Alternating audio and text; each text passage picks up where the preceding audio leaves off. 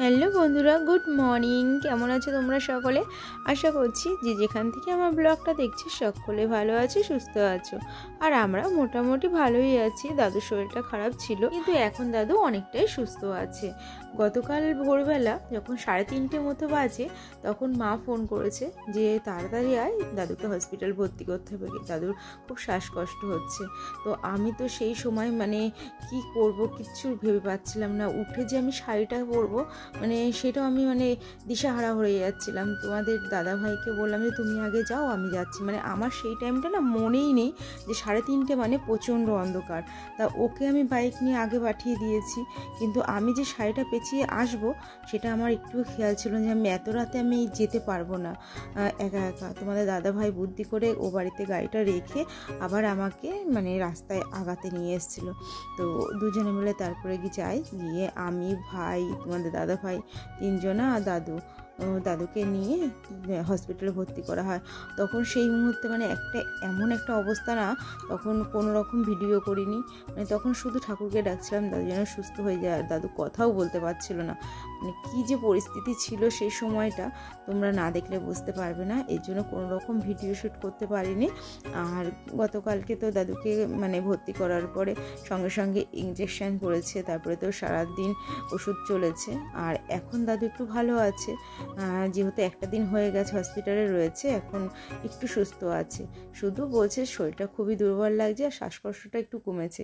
তো চ্যালেঞ্জটা রয়েছে হাতে, যেহেতু অনবরত ওখানে ইঞ্জেকশন করা হচ্ছে একটা চ্যালেঞ্জের মধ্যে দিয়ে। এই জন্য চ্যালেঞ্জটা তো খুলবে না, যেদিন ছুটি দেবে সেদিন খুলবে। তো এই দেখো দাদুকে তো বাড়ি থেকে খাবার নিয়ে দিয়েছি, কেননা দাদুর নিরামিষ ছিল। তো ওখানকার কিছু খাবে না, এই জন্য দাদুকে হালকা পাতলা অল্প, একদমই অল্প খাচ্ছে, খেতে পাচ্ছে না। তো বলছে খেতে গেলে শরীরটা আমাদের খারাপ লাগছে। তো আর যতবারই না ভাতটা গিলতে যাচ্ছে ততবার গলার মধ্যে আটকে। দাদুকে এরকম অবস্থায় দেখে খুবই খারাপ লাগছে। আমরা এত বড় হয়েছি, দাদুকে কোনো দিন দেখিনি হসপিটালে ভর্তি হতে বা দাদু শরীর খারাপে শুয়ে রয়েছে, এরকম কোনো দিনই আসেনি। আমার দাদুর কিন্তু 81 বছর বয়স। তোমরা কি দেখে কি বুঝতে পারছো 81 বছর বয়স? কিন্তু আমরা যখন ভর্তি করতে এসেছিলাম সকালবেলা, তো যখন আমরা নাম বলতে বলেছে, নাম ঠিকানা, তো তখন বলছিলাম, তখন বয়সটাও জিজ্ঞাসা করেছিল।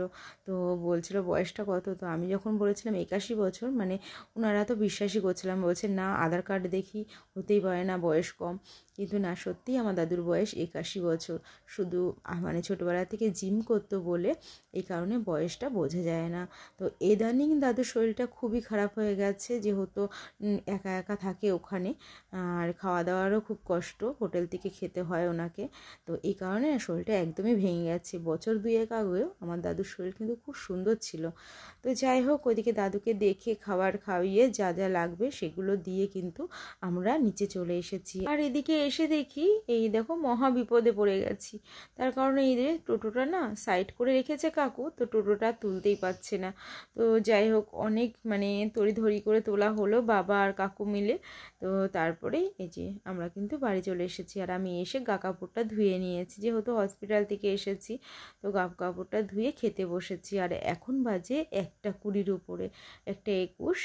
আর আমি কিন্তু সকালবেলা 2-3টে মুড়ি খেয়ে গেছিলাম, তারপর কিন্তু কিছুই খাইনি। আর এখন এতটাই খিদে পেয়ে গেছে, আমি স্নান করে আগে খেতে বসে পড়েছি। আর মা কিন্তু পুজোটা দিচ্ছে।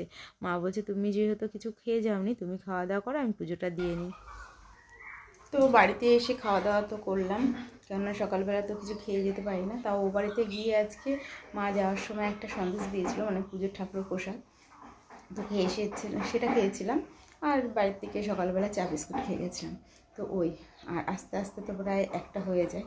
তো এসে আগে প্রচণ্ড খিদে পেয়ে যায়, কথা বলার মতো শক্তি থাকে না। তো খাওয়া দাওয়াটা কমপ্লিট করলাম, করে এখন রান্নায় গেছি। কচু দিয়ে আলু দিয়ে যে তরকারিটা, মানের যে কচু, ওই কচু দিয়ে আলু দিয়ে পেঁয়াজ রসুন দিয়ে করা হয়েছে। আর এদিকে ইঁচড়টা করবো, তো ইঁচড়টা ভাপাচ্ছি। আর তোমাদের দাদাভাই যেহেতু আজকে বাড়িতে রয়েছে, তো এর জন্য না ও বললো যে ইঁচড়টা আমিই করবো। আর চিংড়ি মাছটা সকালে ভেজে ধুয়ে গেছিলাম, তো চিংড়িটা ফ্রিজে রয়েছে। তো চলো, তোমাদের দাদাভাই এখন কাজ করছে ও ঘরে, আর আমি ইঁচড়টা ভাবে বসিয়েছি। আর মশলা টশলা তো যাওয়ার সময় করে ধুয়ে গেছিলাম, ও বলছিল আমি করবো। তো আমি বলছিলাম ঠিক আছে, আমি আসি, তারপরে নাই করবো। তো চলো, এখন প্রায় কিন্তু 2টোর কাছাকাছি বাজে। তো চলো তোমাদেরকে আগে দেখিয়ে দিই। এই দেখো 2টো বাজতে 5 মিনিট 10 মিনিট বাকি। 2টো বাজতে 10 মিনিট বাকি গো, অনেকটাই বেগালা তোমাদের রাতে।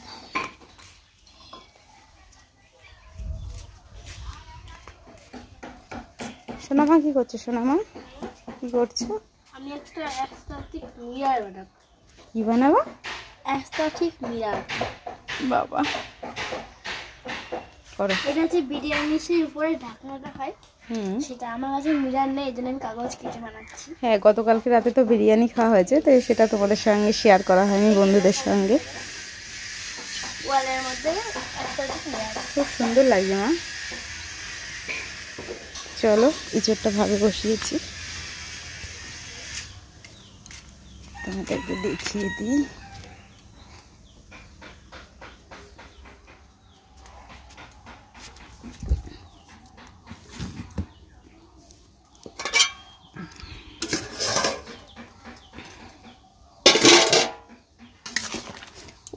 বাবা